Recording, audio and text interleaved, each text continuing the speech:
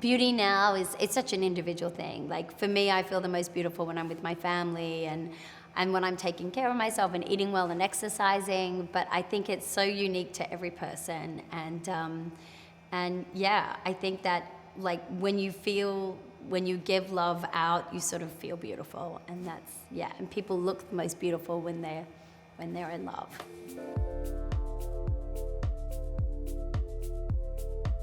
I love pink.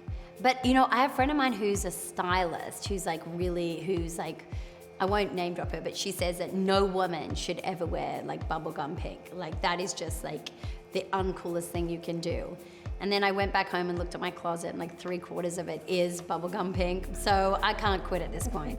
I think objectively, if you were to look at my closet, you would say that I have an obsession with florals. It's not just like a dress, it's the shirt. I've now somehow got blazers that are floral and hoodies. And so even though I pepper it with other stuff and it's always kind of casual and school run mum-ish, ultimately the overarching theme is floral.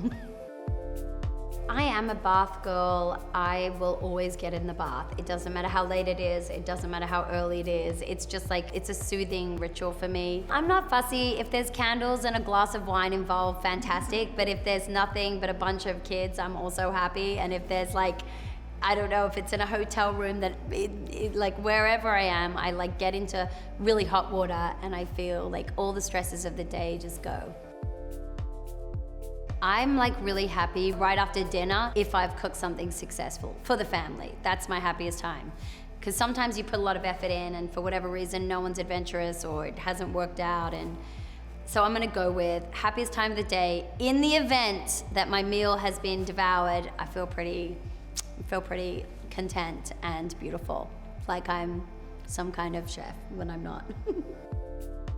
I hope I make the people around me feel beautiful because I always love to give compliments. I love to, you know, get a compliment and give a compliment. So I think I'm pretty good at like telling everyone that they are so beautiful because they are. I think I have a really supportive, great group of girls and we always tell each other, you look great, you look so beautiful. It's just invaluable because you know each other's flaws in a way that you don't present possibly to the rest of the world or even certain people in your family. You know, your girlfriends know, you know, they know every ugly thought and they accept you for it. And that kind of non-judgmental connection, it just makes you feel safe, loved, and beautiful and accepted. You are officially a stray. That would mean Doug doesn't love me. Poor little guy. I should probably talk to him. I am a therapy dog.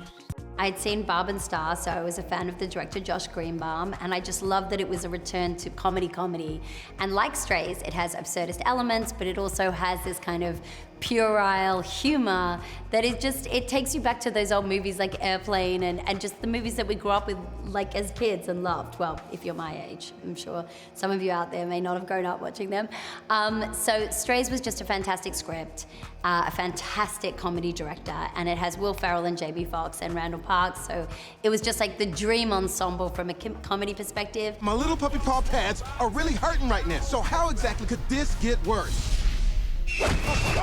We actually shot it during COVID, so we had a lot of fun going into these little sound booths when we'd had no other social contact and like improvising pure filth because it is hard rated R and some of the things our puppy dogs do, let's just say, they're on the edge. They're on the edge. This is not, parents, if you're watching this, do not take your kids to this movie. Unless they're over 40. No, just kidding, 21.